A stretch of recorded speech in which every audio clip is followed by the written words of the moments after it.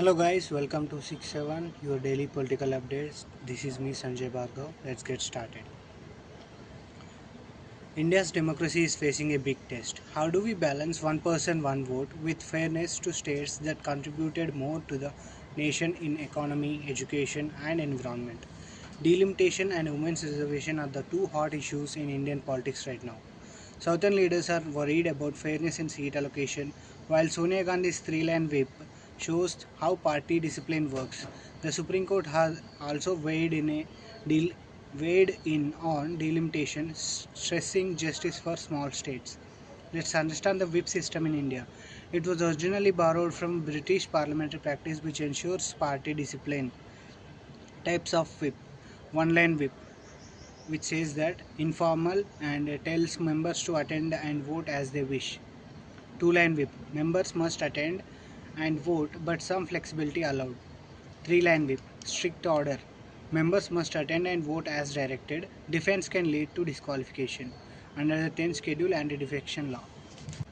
Supreme Court in Kihoto-Holohan vs. Jajilu 1992 upheld the party's right to issue whips but limited it to confidence motion and core party policies. Since Sonia Gandhi three-line whip shows how seriously the Congress party views the delimitation debate. Let's understand what does the Indian Constitution and Supreme Court says about delimitation. Article 81 mandates seats based on population. 2001 Amendment, 84th Constitutional Amendment, froze the delimitation until 2026, so states that controlled population growth were not penalized. This was meant to reward the family planning efforts. Let's see what Supreme Court has said about this issue. In first case, Union of India versus Petitioners 2025, petitioners challenged the exclusion of Andhra Pradesh and Telangana from delimitation notifications. Supreme Court stressed fairness and equal treatment. No state can be arbitrarily excluded. Court reminded that federal balance is a constitutional principle, not just a political choice. Second case, State of Arunachal Pradesh vs. Save Mon Region Federation 2026. The case dealt with the allocation of resources and representation. Supreme Court held that distribution of seats and resources must be free from arbitrariness and favoritism. It reinforced the idea that small states deserve justice in representation, not just population-based allocation. Southern leaders argue that strict population-based delimitation punishes states that invested in health, education, and family planning. Now let's listen to what Telangana Chief Minister CM Revant Reddy has to say about the delimitation. సీట్లు దక్కడం వల్ల దక్షిణాది రాష్ట్రాలలో ఉన్న దళితులకు, గిరిజనులకు, మహిళలకు నష్టం జరుగుతలేదా? ఇవాళ తెలంగాణలో 17 సీట్లుంటే 2 ఎస్టీలకు ఉన్నాయి, 3 ఎస్సీలకు ఉన్నాయి. ఇవి 30 సీట్లు అయితే ఎస్సీలకు 6 అవుతాయి, ఎస్టీలకు 4 అవుతాయి. కానీ అదే 25 అయితే ఇందులో తగ్గుతాయి. ఈ చిన్న లెక్క కేంద్ర ప్రభుత్వంలో మంత్రులుగా ఉన్న తెలంగాణ రాష్ట్రం నుంచి ప్రాతినిధ్యం వహిస్తున్న వాళ్లకు లెక్క తెలుస్తలేదా? ఏ లెక్కన మా కోటాను తగ్గిస్తారు? కేంద్ర ప్రభుత్వం ఇచ్చిన ఆదేశాలను అమలు చేసినందుకు, జనాభా నియంత్రణ పాటించినందుకు, ప్రభుత్వం చెప్పిన మాట విన్నందుకు దక్షిణాది రాష్ట్రాలలో ఉన్న దళితులను, గిరిజనులను, మహిళలకు నష్టం చేస్తారా మీరు అని నేను అడగదలుచుకున్నా. ఇవాళ ఈ ప్రాంతంలో ఎన్ని సీట్లు పెరుగుతాయి? మీ జనాభా నిష్పత్తి ప్రకారం మీకు అన్ని సీట్లు పెరుగుతాయి. ఎన్ని సీట్లు తగ్గితే అన్ని సీట్లు దళితులకు, గిరిజనులకు ఆటోమేటిక్ గా తగ్గుతాయి, మహిళలకు ఆటోమేటిక్ గా తగ్గుతాయి. ఇవాళ 17 సీట్లను 10 చేస్తే 1 ఎస్టీకి వస్తుంది, 2 ఎస్సీలకు వస్తాయి. అదే 17 సీట్లను 30 చేస్తే 4 ఎస్టీలకు వస్తాయి, 6 ఎస్సీలకు వస్తాయి. సీట్లు పెంచడం ద్వారా ఎస్సీ, ఎస్టీ, మహిళల కోటా పెంచుకోవాలన్నా దక్షిణాది రాష్ట్రాలకు అన్యాయం చేసి నరేంద్ర మోడీ గారు ఆయన ప్రాతినిధ్యం వహిస్తున్న గుజరాత్ కో, ఆయన ప్రాతినిధ్యం వహిస్తున్న ఉత్తరప్రదేశ్ కో సీట్లు పెంచుకుంటుంటే చూసుకుంటా కూసుందమా? ఇది మన ప్రాంతానికి తీరని నష్టం జరుగుతుంది. అందుకే ఈ అంశాలను లేవనెత్తిన మిత్రులారా, సంఘాలందరూ కూడా సమాలోచన చేయండి, మేధావులందరూ ఆలోచన చేయండి. మన దక్షిణాది రాష్ట్రాలలో సీట్లు ఎన్ని పెరిగితే అన్ని దళితులకు, గిరిజనులకు, మహిళలకు సీట్లు పెరుగుతాయి. మనం సీట్లు పెంచుకోవడానికి కొట్లాడాలి. అంబేద్కర్ గారే చెప్పారు, మా దళిత సోదరులు చెప్పారు, రాజ్యాధికారమే అంతిమ లక్ష్యం అని. ఆ రాజ్యాధికారం సాధించాలి అంటే ఆ సీట్లు మనకు కేటాయించాలి. ఆ సీట్లలో మనం ఎన్నికై చట్టసభలకు పోవాలి. అప్పుడే మన హక్కుల గురించి మనం మాట్లాడతాం, మన హక్కుల గురించి మనం కొట్లాడతాం. Nari Shakti Vandan Adhiniyam 2023 gives 33% reservation for the women in Lok Sabha and assemblies. Leader of the opposition in the Rajya Sabha, Mallikarjun Kharge, demanded immediate implementation from 2024 general elections to ensure women's representation without delay. It was intended to apply after the next delimitation post 2026 census. Recently, government has scheduled a special session from April 16 to 18, 2026 for delinking census from delimitation to ensure women's representation without any delay. How government can play a role in upcoming parliamentary special session from April 16 to 18, 2026. This special session can design a composite formula for delimitation, and the possible approach could be 50% weightage can be given to the population, 15% weightage can be given to the GDP contribution, 10% weightage can be given to the GST contribution, 10% weightage can be given to the forest cover, 15% weightage can be given to the social indicators such as health, education, gender equality. Such a formula balances the numbers with performance. In this special session, a quasi-judicial parliamentary commission or committee could be set up independently like Finance Commission, which has to be tasked with evolving a justiciable formula for seat distribution by ensuring federal fairness while keeping the state strong center. This body would act as a referee, preventing political misuse of delimitation. India's democracy must be fair and forward looking, balancing numbers with justice and ensuring women and smaller states get their justice. That's the real spirit of one person, one vote. Let's get into the next news of the day. Across India, from Baruni to Surat to Manesar, workers are raising one powerful demand, a fair minimum wage that keeps pace with the rising prices. Workers across India are protesting for higher minimum wages because inflation is rising at nearly 10% annually, while wages increase only marginally.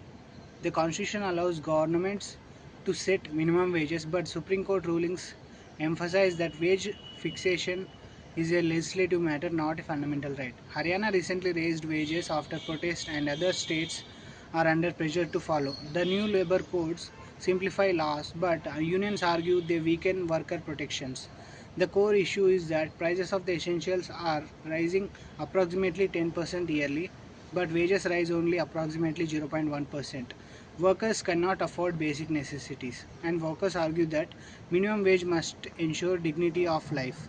Double pay for overtime. Wages should be linked to inflation.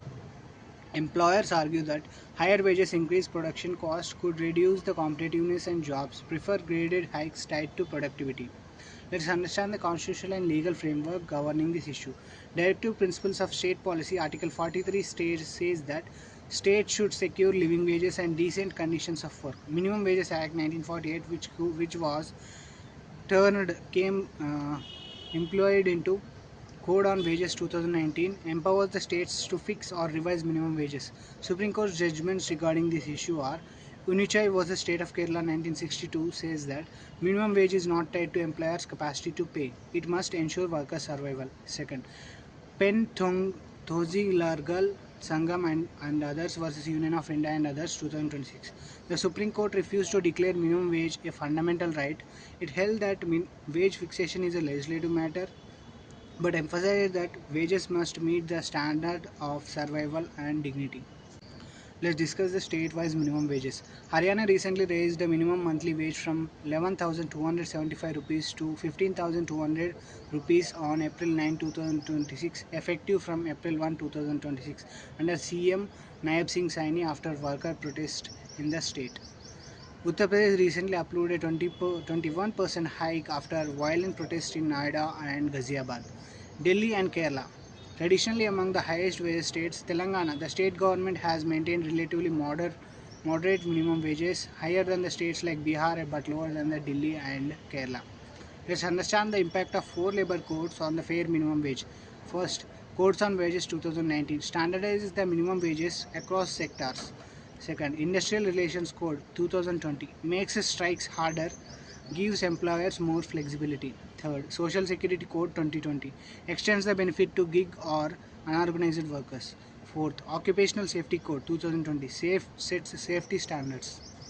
Trade unions say these weaken collective bargaining and reduce protections. Now let's discuss how to raise minimum wage fairly. First, index wages to inflation by automatic yearly revision. Second, worker cost surveys by calculating approximate value based on the real living cost. Third, double pay for overtime should be strictly enforced. Fourth, regional wage boards for adjusting wages by the state cost of living. Indian workers are the backbone of our economy. If wages don't rise with prices, dignity itself is at risk. Fair pay is not charity, it is a right. It is justice. Let's get into the next news. Bihar has witnessed history today. Samra Chaudhary becomes the first BJP chief minister, ending Nitish Kumar's long reign. Samra Chaudhary has just become Bihar's first BJP chief minister, ending Nitish Kumar's two-decade dominance. His rise reflects BJP's strategy of elevating an OBC leader at a time when Nitish moves to the Rajya Sabha, signaling a major shift in Bihar's political balance. Let's understand the Samra Chaudhary's political journey. In early career, he began politics in the 1990s under Rabri Devi's RJD government. He comes from a political family and belongs to Koiri Kushwaha OBC community, a numerically strong group in Bihar. He served in various ministerial roles, served as MLA and held portfolios like Panchayat Raj, Finance and Home Affairs. He joined BJP about 7 years ago, became BJP state president in 2023, then deputy CM in 2024 and later home minister. He famously wore a turban, vowing not to remove it until BJP ruled Bihar. Now it has been fulfilled. Let's understand the presidents where BJP taking over after CM moves to Delhi. Nitish Kumar 2026 resigned to join Rajya Sabha, paving the way for BJP CM Samrat Chaudhary. Shivraj Singh Chauhan, Madhya Pradesh. BJP replaced Congress leadership after Digvijay Singh's exit in 2003. Haryana 2014. BJP installed Manohar Lal Khattar after Congress CM Bhupinder Singh Hooda lost influence. In the Jharkhand 2014, BJP CM Raghubar Das replaced Hemant Soren when Jharkhand Mukti Morcha weakened. The pattern we need to understand is when regional allies or rivals weaken, BJP steps in with its own chief minister, often elevating leaders from OBC or SC communities to broaden appeal. Let's understand the political impact on Bihar. For BJP, first chief minister in Bihar, a symbolic breakthrough after decades of playing second fiddle to JDU and RJD. OBC outreach. Samra Chaudhary strengthens BJP's base among Koiri Kushwaha voters, countering RJD's Lalu Yadav's dominance. National leverage. With Nitish in Rajya Sabha, BJP controls Bihar directly, boosting its Lok Sabha prospects.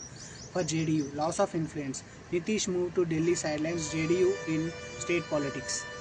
Cadre demoralization. JDU workers see BJP taking the diverse seat, reducing their bargaining power. Future survival. JDU risks becoming a junior partner similar to Akali Dal's decline in Punjab after BJP asserted dominance. Let's understand the examples of one party crushing the other. Congress in UP and Bihar. Once dominant, reduced to irrelevance as Samajwadi Party and Rashtriya Janata Dal and later BJP rose to the power. Akali Dal in Punjab. BJP gradually sidelined them after years of alliance. Shiv Sena in Maharashtra. Split weakened them, BJP gained upper hand. This is not just a change of the guard, it's a reshaping of Bihar's political future. Let's get into the next news. India promises freedom of religion under Article 25, but Dalits who convert to Christianity or Islam lose their scheduled caste protections. Is this truly secular? The debate over granting scheduled caste status to Dalits who convert to religions other than Hinduism, Sikhism or Buddhism is at the heart of India's constitutional and social justice framework. A government-appointed panel led by the former Chief Justice K.G. Balakrishnan has now received a third extension, reflecting how unresolved and contentious this issue remains. Let's understand the constitutional and legal framework governing this issue.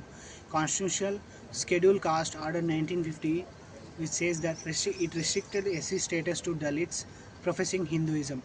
1956 amendment to the Constitutional Scheduled Caste Order 1950 says that it extended SC status to Dalits who converted to Sikhism.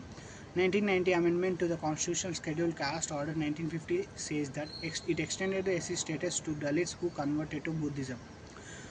Exclusion is that Dalits converting to Christianity or Islam are not recognized as SCs. Article 341 of the Constitution says that it empowers the President to specify which castes are deemed scheduled caste. Parliament can amend this list, but so far Dalit Christians and Dalit Muslims remain excluded. Now let's understand Supreme Court judgments regarding this issue. Chintada Anand vs. State of Andhra Pradesh 2026. Court ruled that Dalits converting to Christianity lose scheduled caste protection status, since Christianity does not recognize caste hierarchy. Other rulings. Courts have consistently upheld the 1950s order's religion bar, calling it obsolete. Pending petitions. The Supreme Court has asked the centre to respond to pleas seeking scheduled caste status for Dalit Christians and Muslims. The core debate is reality versus law. And the law says this conversion is supposed to erase caste identity. Reality is that Dalit Christians and Muslims continue to face caste based discrimination in housing, jobs, and marriage. Religious freedom. Article 25 says that India guarantees freedom to practice any religion. Critics argue that denying scheduled caste status after conversion discourages Dalits from exercising this freedom, undermining the secularism, which is a basic part of the basic structure of the constitution according to the Keshan on the Bharati case. Let's understand the criticisms of the current policy. First, discrimination continues despite conversion. Social stigma doesn't vanish when religion changes. Second, violation of secularism. Benefits tied to religion contradict India's secular character. Third, Ambedkar's warning. Political democracy without social democracy is hollow. Caste persists across religions. Fourth, unequal treatment. Dalit, Buddhist, and Sikhs enjoy scheduled caste protection, but Dalit Christians and Muslims do not. These are possible middle path solutions for balancing right to equality with right to freedom of religion. Article 25 are: Option 1. Make scheduled caste status religion neutral. Recognize caste based discrimination across all religions. Would align with Article 25 and India's secular ideals. Option 2 could be create a new category. Instead of scheduled caste, introduce a separate socially disadvantaged category for Dalit converts. This avoids theological debates while addressing lived discrimination. Option 3 could be data-driven approach. Commission detailed studies on discrimination faced by Dalit converts. Extend benefits based on evidence of continued caste oppression, not religion. If caste discrimination survives conversion, shouldn't our laws recognize it too? Making scheduled caste status religion neutral could be the step toward true equality. Leaving you on that note, thank you for watching.